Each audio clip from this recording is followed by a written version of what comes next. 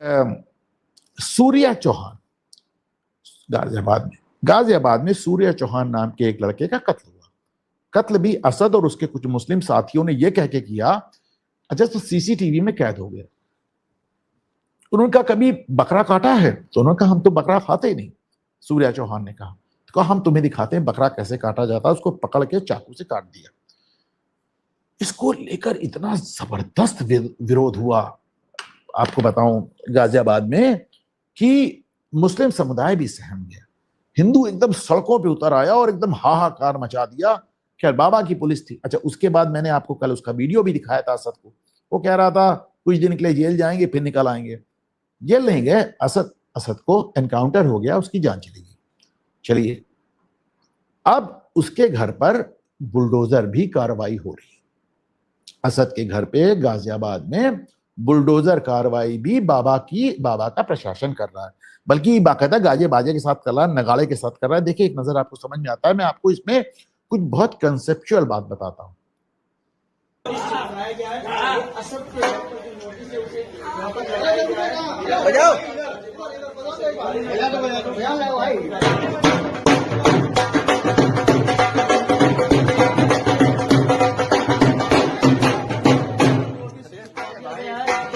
अब इसे ध्वस्तीकरण की कार्रवाई होगी तो इस समय असद।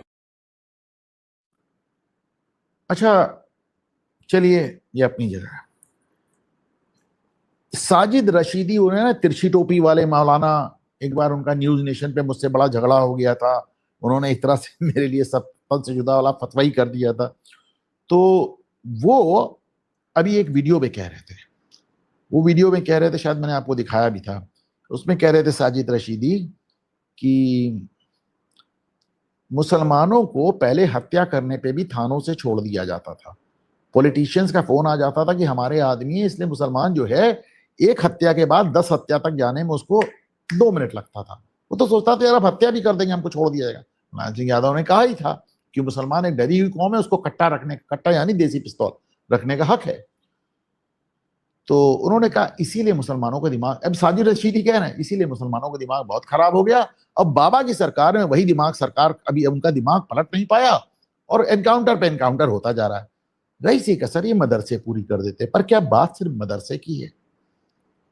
क्या जो मुस्लिम बच्चे जिहादी हो रहे हैं ये सिर्फ मदरसे की वजह से हो रहे हैं? एक मैं जानता नहीं, लेकिन ऐसे मुझे ट्विटर में देखते देखते एक मोहम्मद सलमान मिले और उनका मैंने पोस्ट देखा। मैं उनसे बहुत एग्री किया, हालांकि वो खुद भी बड़ी जिहादी बातें करते हैं, पर उनका पोस्ट देखे मैं पढ़ के सुनाता हूं। वो कहते हैं मुसलमान को जितनी जल्दी हो रवीश कुमार, पुण्य प्रसून वाजपेयी, अभिसार शर्मा, अजीत अंजुम को सुनना बंद कर देना चाहिए और कृष्ण कुमार अय्यर, अपूर्व भारद्वाज जैसे लेखकों को पढ़ना बंद कर दो तो फायदे में रहोगे। क्यों? क्योंकि इन लोगों को सुनने के बाद मुसलमानों के अंदर भाजपा को हराने का कीड़ा कुलबुलाने लगता है। जब रात में मुसलमान इनको सुनते हैं तो सवेरे इस उम्मीद से उठते हैं कि अब हम उठे हैं, भाजपा सरकार गिर चुकी होगी और राहुल गांधी प्रधानमंत्री बन चुके होंगे, अखिलेश यादव मुख्यमंत्री बन चुके होंगे, और इसी चक्कर में वो कुछ भी अनाप शनाप बक देते हैं या मानिए कर देते हैं।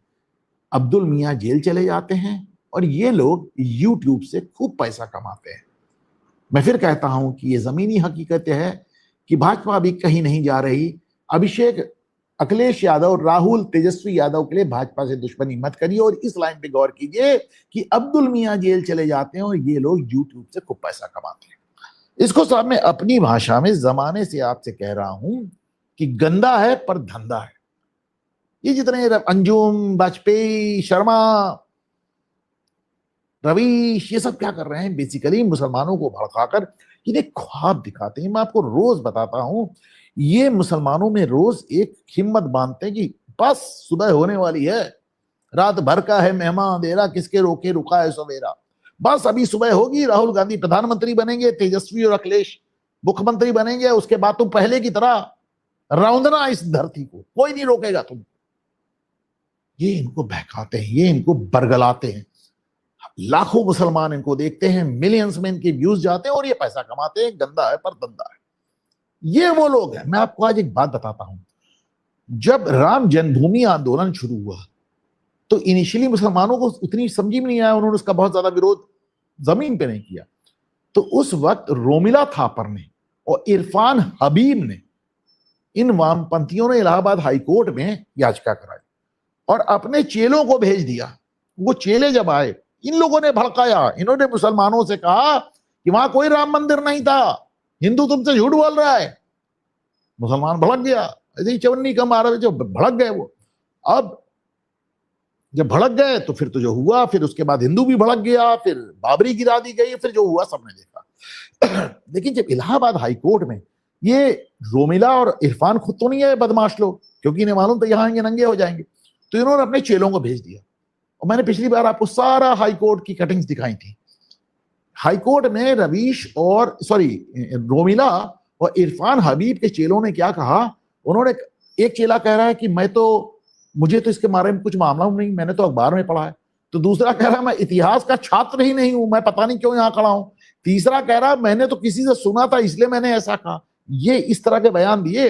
इलाहाबाद हाईकोर्ट ने कहा क्या मजाक कर रहे हैं आप लोग हमारे साथ। ये इस तरह के लोग, इन्होंने बाकायदा मुसलमानों को ऐसे ख्वाब दिखाकर भड़काया। तो ये तो पत्रकार हो गए, ये वामपंथी इतिहासकार हो गए। फिर जब पत्रकार भी यही कर रहा है, इतिहासकार भी यही कर रहा है, तो फिर मैं नेताओं को क्या दोष दूं। जब असद ने सूर्या चौहान की हत्या की, मैं आपको बताऊं, मैं लखनऊ में था, मेरी मुलाकात इनसे होती थी, अमीक जमाई, पहले इनसे मेरी बहुत बात भी होती थी। अमीक जमाई जो समाजवादी पार्टी के राष्ट्रीय प्रवक्ता अखिलेश यादव के दाहिने हाथ हैं। तो भाई ये बड़े पढ़े लिखे, बड़े नफीस टाइप के आदमी लगते थे, जामिया मिलिया से आए थे, मेरी इनसे काफी बहस भी होती थी। लेकिन वही था, मतलब आप इनको सच दिखाइए तो डिनाइल में चले जाते। फिर मैंने कहा भागो यार, इससे क्या बात करें, जो आदमी सच्ची सुनने को नहीं तैयार है। तो जब असद ने सूर्या चौहान की हत्या की, तो ये बंदा क्या ट्वीट कर रहा है आप देख लीजिए। इसने कहा एक्चुअली सूर्या का असद की बहन से चक्कर था, इसलिए, मतलब इसने जस्टिफाई किया। बाद में असद के चाचा ने बताया कि भैया उसकी यहां कोई बहन ही नहीं है, एक बड़ी बहन थी, शादी हुआ, जमाना हुआ, चली गई, वो तो आस पास नहीं है, झूठ बोल रहा है, यानी बहन ही नहीं है, और तुमने कह दिया बहन चक्कर था। इतना गिरावट की लिमिट।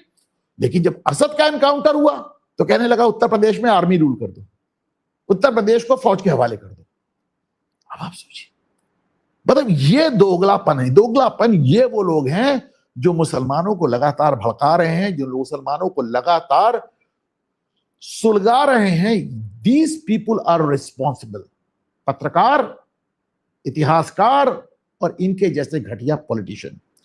फिर आप देखें, मैं आपको दिखाता हूं, वो रावण, जब आपने पहले पत्रकार देखा, फिर इतिहासकार देखा, फिर राजनीतिक पार्टी के प्रवक्ता देखे जैसे अमीक जमाई। अब मैं चौथी सीढ़ी पे आता हूं। चौथी सीढ़ी, यहां पे खुद ही राजनीतिक लोग जैसे चंद्रशेखर जाटव, ये अपने आप को चंद्रशेखर रावण कहता है, पर मैं इसको चंद्रशेखर जाटव कहता हूं क्योंकि वही उनका सरनेम भी है। और मैं रावण उसको इसलिए मैं मानने को नहीं तैयार हूं क्योंकि रावण में जो बुराइयां थी वो अपनी जगह, बाकी बड़ा विद्वान आदमी था, और जो बुराइयां थी उसके लिए उसको मारा भी गया, उसको उसकी थोड़ा बहुत नहीं, पूरे खानदान समेत उसको सजा मिली। इखलक पूत 1.25 लाख नाती, ते रावण घर दिया ना बाती। 1 लाख पुत्र और 1.25 लाख नाती वाले रावण के घर में कोई दिया और बत्ती जलाने वाला नहीं बचा, ऐसा उसको सब। लेकिन अब इसके अलावा भगवान शिव का बड़ा भक्त था और बड़ा विद्वान था, तो चंद्रशेखर जाटव की उनसे तुलना नहीं हो सकती। अब चंद्रशेखर जाटव ने क्या किया, चंद्रशेखर जाटव चूंकि नगीना से चुनाव लड़ते हैं, वहां 72-75% मुसलमान, तो उन्होंने मुसलमानों को भड़काने के लिए, देखिए सब अपनी अपनी तरह से भड़का रहे।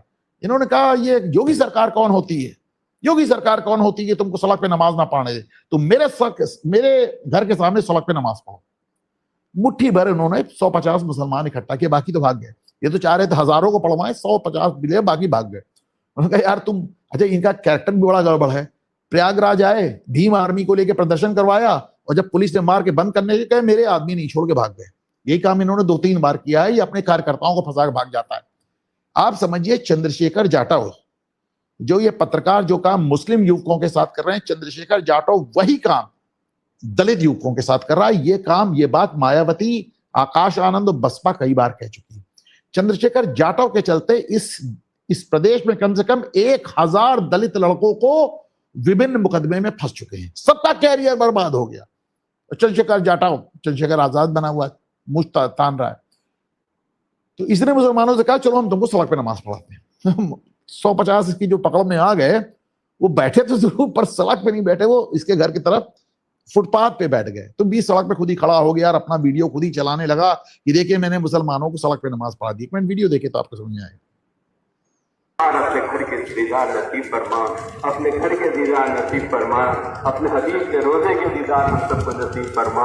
अल्लाह हर वक्त हम सबकी हिफाजत फरमा। पूरे दुनिया में अमन व अमान का मामला फरमा, हमारे मुल्क में अमन व अमान का मामला फरमा, हमारी बस्ती में अमन व अमान का मामला फरमा। अल्लाह के तमाम रहने वालों को भाइयों के तरीके से रहने की तौफीक अता फरमा। अल्लाह खैर का मामला फरमा।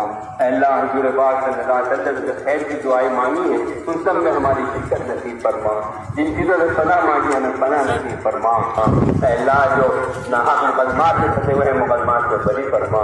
अल्लाह खैर का मामला। तो आपने देखा कि सब सड़क पे खुद खड़ा है। वो जो मुसलमान नमाज पढ़ रहा है वो फुटपाथ पे है। उसको मालूम है ये फंसा देगा, यही लोग जेल जाएंगे, इसका कुछ नहीं बिगाड़ना। इसको तो वैसे भी भारतीय जनता पार्टी भस्मासुर बना के पाल रही है। और ये आपको एक बड़ी मजेदार बात बताऊं, जिसको देखो वो अंबेडकर की दुहाई देता है, बाबा साहब बाबा साहब बाबा। अरे अंबेडकर ने हिंदू धर्म का परित्याग कर दिया था, इसको रोज गाते हैं। बाबा साहब ने हम हिंदू धर्म छोड़ दिया था, बौद्ध धर्म अपनाया था, बुद्धम बुद्धम बुद्धम करते रहते हैं। पर आपको मालूम है काशीराम रोज कहते रहे कि मैं भी अंबेडकर की तरह हिंदू धर्म छोड़ के बौद्ध हो जाएंगे। मरते मर गए पर हिंदू धर्म नहीं छोड़ा। मायावती ने आज तक हिंदू धर्म नहीं छोड़ा। सारी रीतियां वो बुद्ध उससे करती हैं, बौद्ध रीतियों से करती हैं। और तो और जिन्होंने अपने भतीजे की शादी की वो भी बौद्ध रीतियों से, पर हिंदू धर्म नहीं छोड़ा। चंद्रशेखर जाटव की भी हिम्मत और औकात नहीं को हिंदू धर्म छोड़ दे। इस सारी बकैती हिंदू धर्म में रहते ही होती है। अच्छा,